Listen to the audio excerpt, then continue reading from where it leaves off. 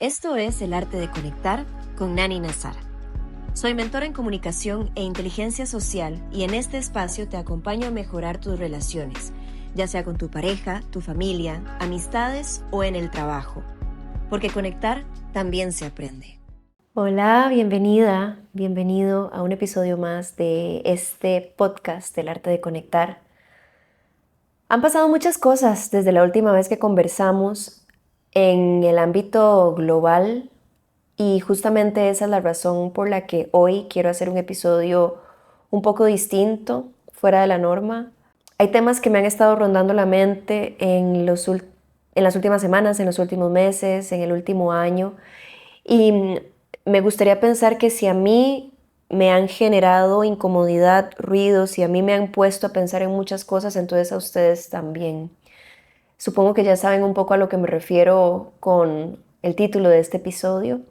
Y es que creo que a cómo están las cosas hoy en día, puede sentirse natural perder la fe en la humanidad, honestamente. De eso es lo que vamos a hablar hoy. Hay días en los que el mundo pesa. Hay días que prendemos la televisión, si todavía vemos televisión. Hay días que abrimos redes sociales y hay una nueva guerra, algo explotó en algún lugar y mató a cientos de chiquitos, corrupción, temas de pedofilia que salen a la luz, competencia desmedida, capitalismo exacerbado, un consumismo en el que estamos casi que todos inmersos, pero que se está volviendo una problemática real y global, temas climáticos, ¿verdad? Puede ser que cada una tenga su atención puesta en diferentes elementos. Algunos estarán con la mente puesta en guerras que están sucediendo al otro lado del mundo, otros estarán pensando en la corrupción que existe en sus países a nivel político, otros pensarán en las inequidades, en la amplia brecha entre las personas que están viviendo en pobreza extrema y las personas que están acumulando riqueza de forma desmedida, ¿verdad? Cada quien tiene su mente en diferentes temas. Y si miras un poquito más de cerca, también hay competencia despiadada, individualismo, acumulación, una cultura que nos enseña a desconfiar de los demás. Y entonces empezamos a sentir que la humanidad se está desmoronando, que todo lo que nos rodea es voraz, competitivo. Y en medio de tanto ruido, entonces es fácil perder la fe. Es fácil pensar, la gente es egoísta, el mundo está en llamas, qué va a pasar el próximo año y el que sigue, hacia dónde va la humanidad, hacia dónde va esta civilización, por qué abrirme con los demás si todo está roto, por qué conversar con personas que piensan diferente a mí, si de todas maneras vamos a pelear y nunca vamos a llegar a acuerdos y no los voy a hacer ver mi lado, entonces nada más me voy a rodear de personas que piensen exactamente igual a mí. Y si no hay nadie que piense igual, entonces me aíslo. Y ese pensamiento que al inicio podría sonar como una defensa o lógico, poco a poco nos va cerrando en nosotros y nosotras mismas. Nos hace retraernos, nos hace aislarnos, nos hace desconectarnos, nos deja con esa mezcla de frustración, de apatía y de lo que se siente como una capa fría en la piel y en el corazón que expulsa todo lo diferente. No es de extrañar que también hayan tantos, por ejemplo, chicos, adolescentes que se están refugiando en el internet y entonces están empezando a adoptar posturas radicales, posturas misantrópicas, posturas en contra de las mujeres, posturas que rechazan su propia sexualidad, su propia intimidad, su propia conexión individual y emocional. Estamos refugiándonos en la inteligencia artificial para relacionarnos. Claro, porque la inteligencia artificial nunca va a discrepar, siempre nos va a dar la razón. Y entonces cada vez creamos una burbuja, o las personas están creando cada vez burbujas más aisladas, más herméticas, en las que relacionarnos parecería inútil, relacionarnos con el mundo externo. Si estás ahí o te has sentido así últimamente o estos temas te preocupan o te generan desconcierto existencial o sentís que querés apagarlo todo y desconectarte del mundo en el que vivimos, quiero hablarte hoy Y quiero hacerlo obviamente desde un enfoque, como siempre lo hago en este espacio de la comunicación asertiva, de la inteligencia social, de la forma en la que nos estamos relacionando, pero también viendo temas más macros, ¿verdad? Porque yo pensaba al planear el episodio de esta semana, pucha, podría hablar de la voz, podría hablar de carisma, que son temas que voy a estar tratando en las próximas semanas, podría hablar de manejo de conflictos, límites, ¿verdad? Todos estos temas que son muy importantes y que siento que este espacio es un espacio maravilloso para hablarlos, pero al mismo tiempo no puedo despegarme de todo lo que está sucediendo. O sea, yo no sé cuándo vas a escuchar esto,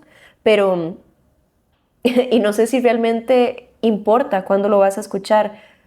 Lo que te iba a decir es, en este momento han pasado cosas muy dolorosas, han pasado cosas que han llevado a que nos polaricemos muchísimo, pero puede ser que escuches esto en 6 meses o en 3 años o en el 2035 y lo pensés también, como hay muchas cosas sucediendo.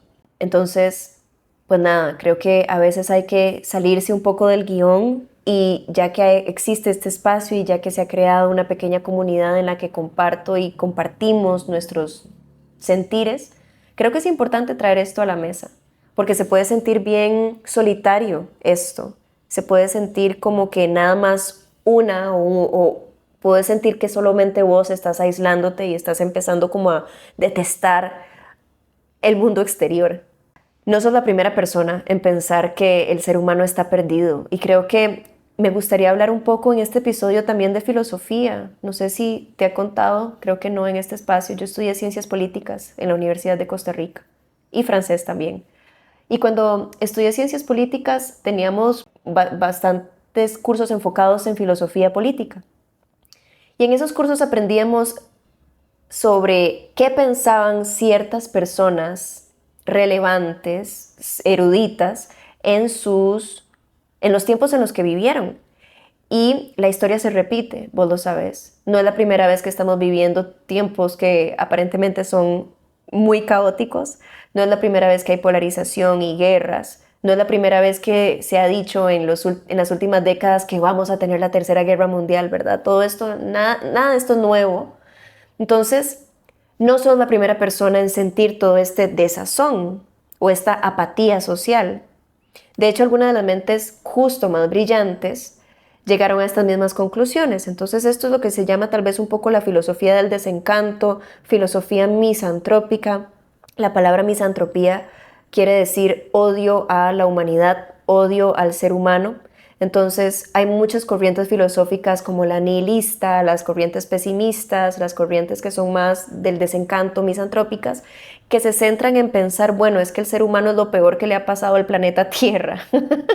Entonces me parece como entre interesante, divertido, curioso, escuchar un poco de lo que estas personas tal vez dijeron en algún momento. Entonces, Hobbes, por ejemplo, en el siglo XVII escribió que el hombre es el lobo del hombre. Yo cuando escuché esto me quedé como, qué raro. Esto quiere decir que para él las leyes, o sea, las leyes y las normas hacen que vivamos en un estado de paz. Sin ellas estaríamos en guerra permanente, porque todo el mundo quiere competir con los demás y siempre hay envidia y ganas de ser mejor que el otro y ganas de meter el hachazo, como decimos en Costa Rica, ganas de clavar el cuchillo por la espalda. Y estamos constantemente impulsados por el miedo, por el poder y la supervivencia, por ser relevantes, por ser los más importantes en un determinado espacio laboral, social. Entonces, el hombre es el lobo del hombre, entre comillas. Su visión era clara, ¿verdad? Que la naturaleza humana tiende al conflicto. Arthur Schopenhauer, fue aún más crudo. Él decía que el egoísmo no es un defecto, sino la esencia pura del ser humano. Ojo. Que incluso los actos que consideramos altruistas tienen en el fondo un motivo egoísta. Freud también pensaba que la civilización es apenas una capa delgada que controla nuestros impulsos. Es decir, las constituciones, las leyes, la sociedad, el Estado de Derecho es lo que nos mantiene así como agarrados y frenados, porque si no, seguiríamos nuestros impulsos, que son más primitivos, agresivos y destructivos. Maquiavelo, quien escribió El Príncipe, una obra maestra de la política y de la filosofía y de la sociología que deberías leer, sostenía que las personas no se mueven por bondad, sino por poder. Que la política y la convivencia humana son, en esencia, juegos de interés. Y a veces pareciera que tenían razón todas estas personas que te menciono y muchos filósofos más que veían el lado oscuro de nuestra naturaleza, de nuestra humanidad. Porque sí, vemos genocidios en este momento en tiempo real, como lo que ocurre en Palestina. Vemos cómo la codicia destruye ecosistemas completos. Vemos cómo muchas veces se prioriza el yo por encima del nosotros. En el mundo, en la política global, en las altas esferas, pero también en tu oficina, en la que todo el mundo está como dándose la mejor cara y sonriendo y jijiji, pero por el otro lado están hablando mal de vos a tus jefes, por ejemplo, para conseguir un ascenso. Entonces, desde lo micro hacia lo macro, el ser humano puede tener ciertas tendencias como las que nos mencionaban estos filósofos. Y en esos momentos uno se pregunta, ¿valdrá la pena seguir creyendo en el ser humano? ¿Valdrá la pena relacionarme si incluso todo el mundo es posible que me va a traicionar? Si nadie está diciendo totalmente la verdad. ¿Qué es la lealtad bajo ese paradigma? ¿Qué es el amor? ¿Qué es la empatía? ¿Qué es la solidaridad? ¿Qué es el altruismo? ¿Qué es hacer actos de servicio realmente si todo el mundo está motivándose por deseos personales? Pero esa no es la historia completa, ¿verdad? Por supuesto que no es la historia completa. Nada es completamente oscuro ni completamente corrupto. Otros pensadores igual de brillantes vieron algo completamente distinto en nuestra naturaleza. Incluso en momentos en los que parecía que íbamos a autodestruirnos. En muchas otras guerras que han sucedido, incluso ahí permanecía este espíritu de esperanza, de optimismo, en muchas mentes. Aristóteles, por ejemplo, decía que el ser humano es un animal social, que no solo necesitamos a otros para sobrevivir, sino que nos realizamos plenamente a través del vínculo social. Es decir, que no podemos terminar de definir nuestra identidad y personalidad si no es gracias a los otros. Y los demás también terminan de entenderse y darle un significado a su historia personal gracias a lo que nosotros aportamos a sus vidas. No podemos ser humanos en soledad. Siempre va a haber un deseo intrínseco de cooperación. Rousseau sostenía que nacemos buenos, colaborativos y compasivos, y que es la sociedad la que nos corrompe. Y aquí quiero tal vez hacer hincapié en algo muy importante. Yo no sé de qué lado de la balanza política o ideológica o religiosa o en qué estás en este momento, a quién apoyas, por decirlo de alguna forma. Pero veamos, por ejemplo, a una persona tan polémica como Trump. Él es un producto de su contexto. Él es un producto de su crianza. Él no nació siendo discriminatorio, siendo misógino, siendo clasista, siendo xenófobo. Él, el pequeño bebé Trump, si te lo puedes imaginar con su carita anaranjada, él como bebé, todos como bebés deseamos en primera instancia el amor de nuestros papás. Queremos sentirnos seguros en el mundo, queremos sentirnos a salvo. Y eso fue algo que él no recibió. Trump lo único que recibió fue de su entorno, honestamente, fue sociopatía, fue exclusión, una mamá que no estaba emocionalmente dispuesta a darle lo que necesitaba. Y entonces eso empieza a generar ciertas dinámicas en la psique humana que pueden desembocar en lo que vemos ahora en la adultez. Un hombre con un gran ego, con una gran arrogancia, con perspectivas muy radicales, con deseos de ser relevante, con un gran ego, ¿verdad? Todas estas cosas. Pero si lo vemos de esa forma, si vemos a nuestros grandes villanos de la historia, a los villanos de nuestra historia, a las personas que más detestamos en el mundo o en nuestra vida personal, y los imaginamos como estos bebés indefensos que solamente querían recibir amor y que seguramente recibieron todo excepto eso, podemos llegar a comprenderlos mejor. Podemos llegar a entender esto que Rousseau decía: somos colaborativos, somos compasivos, estamos en búsqueda del amor, de vivir en paz, de ser buenos. Pero el mundo nos corrompe, las experiencias nos corrompen, el poder nos corrompe. Buber, quien era un filósofo del siglo XX, decía que el hombre, la mujer, la persona se realiza en el encuentro con el tú, que somos en esencia relaciones. Eso es lo que nos da significado. Y más recientemente, Peter Singer ha demostrado que a nivel evolutivo la cooperación y la compasión no son ingenuas, es decir, son estrategias que le ayudan a una especie a prosperar. En biología y psicología evolutiva, en sociología, en todos estos campos, cada vez nos estamos dando más cuenta de que la razón por la que estamos aquí y por la que seguimos aquí es porque hemos cooperado. Desde que el ser humano se puede llamar a sí mismo ser humano, desde antes, desde el Homo sapiens, desde el Australopithecus afarensis, desde esas épocas ya estábamos pensando en cooperación para un bien común. Entonces no, el egoísmo no es lo fundamental de nuestra identidad como Homo sapiens, sino todo lo contrario, la cooperación, bajo esta visión. Y es que justamente estas dos visiones, la pesimista y la más optimista, no están peleadas, no se contradicen. Ambas son reales. ¿Qué quiere decir esto?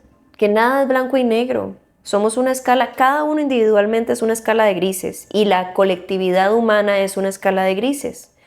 Podemos ser crueles, sí, pero también podemos ser profundamente bondadosos. Podemos ser egoístas, pero también podemos ser capaces de sacrificios enormes. Podemos odiar con toda el alma, pero también podemos amar con cada parte de nuestro ser.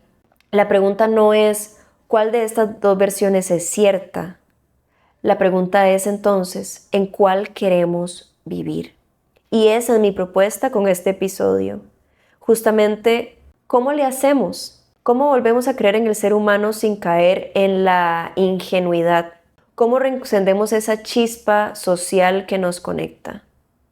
¿Cómo hacemos para perder la apatía hacia el vincularnos y deseamos de nuevo conocer otras mentes y ampliar nuestras vidas, nuestros entornos, a pesar de todo lo que está sucediendo en el mundo, a pesar de que todos los días nos den razones para dejar de creer en los otros?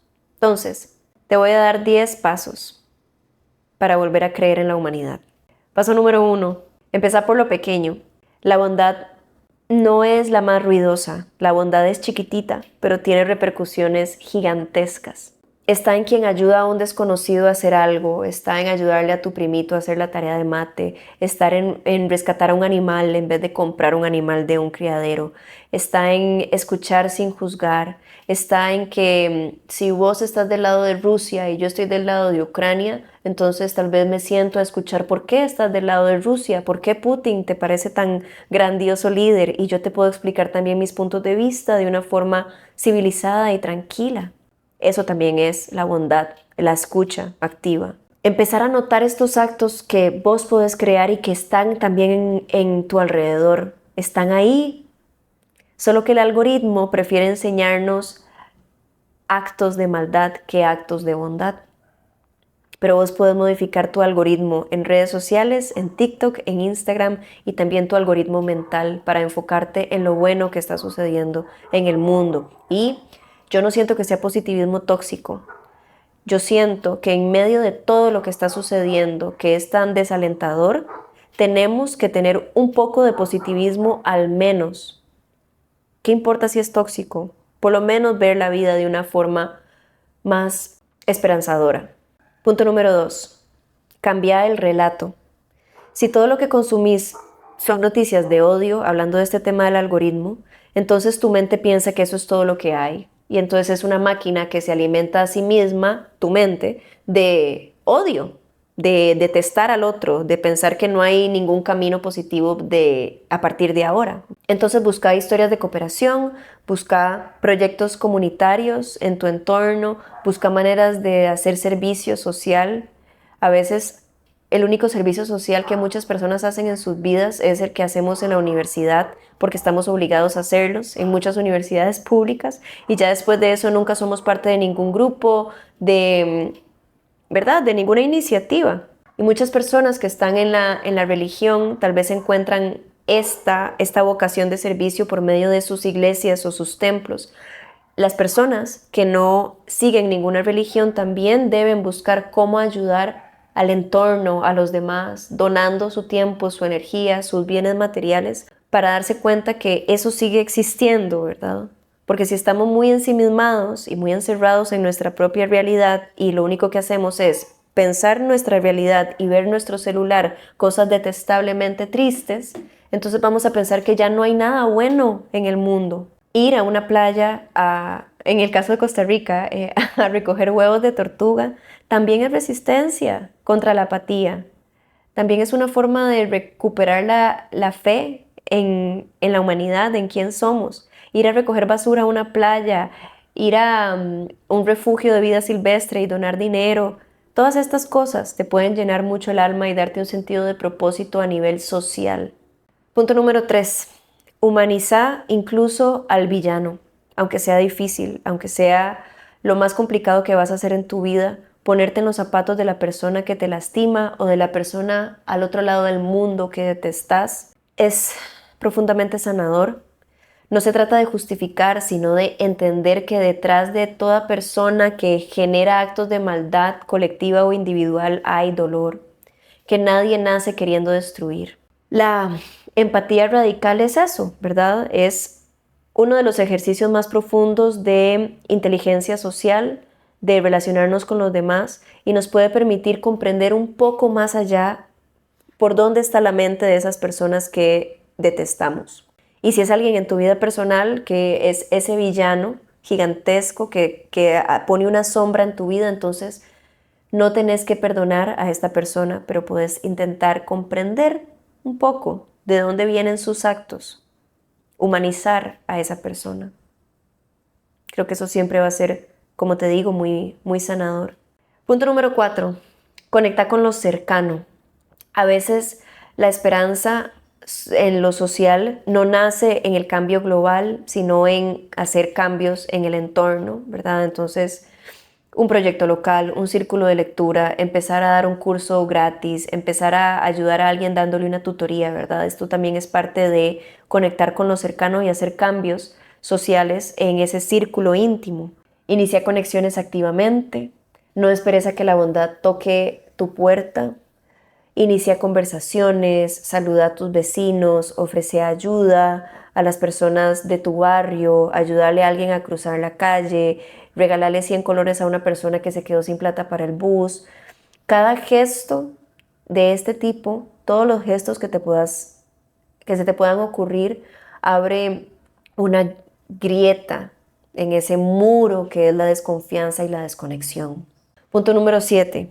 Practicar la empatía radical no solo con los villanos de la vida, del mundo, sino con todos. Escucha a personas que piensan distinto a vos. No trates de ganar una conversación, simplemente comprender la postura de otra persona. Y también entender que una persona no es solamente su ideología, creo que es crucial. Siento que hay ideologías que son muy cancelables, ideologías que son detestables, ideologías con las que simplemente uno no va, y eso es comprensible, ¿verdad? Eso yo lo entiendo porque yo lo pienso igual, ¿verdad? Si una persona cree en la matanza sistemática de una población entera, sin decir nombres, entonces esa postura no es algo con lo que yo me quiero relacionar, ¿verdad? Ese tipo de persona. Pero si esa persona tiene alguna manera de pensar que choca ligeramente con vos, pero no de forma total, y también se pueden generar conversaciones interesantes de esas diferencias, entonces te invito a no cancelar a una persona por una cosita que cree, una cosita que piensa que puede ser un poco polémica. Y vale la pena tener personas diferentes, tener variedad en nuestros vínculos para que nos enseñen otros puntos de vista. El próximo punto es elegir colaborar en lugar de competir. ¿Cómo puedo sumar en lugar de destacar? ¿Cómo puedo en mi espacio de trabajo ensalzar a los demás también al mismo tiempo que me ensalzo yo, en vez de tratar de traer la gente abajo? ¿Cómo hago para sentir que la solidaridad es real en mi vida y que existe la lealtad y que no tengo que chismear, ni juzgar, ni hablar más de los demás, ni tratar de inventar cosas para que los demás se vean peor y yo me vea mejor, ¿verdad? Como desde ahí empieza, y yo creo que hay que ver también cuáles son las heridas que cargamos para saber cómo sanarlas. Y por último, recordar nuestra historia. A pesar de las guerras, de las pandemias, de las crisis, de los desacuerdos, seguimos creando ciencia, seguimos formando comunidades, seguimos planteando nuevas maneras para existir que están buscando un fin en común, que es la cooperación. Seguimos cuidando el uno del otro, seguimos enamorándonos todos los días, seguimos trayendo niños y niñas al mundo con toda la esperanza de que esos niños y niñas puedan generar también cambios y que vivan de forma alegre, pacífica, serena.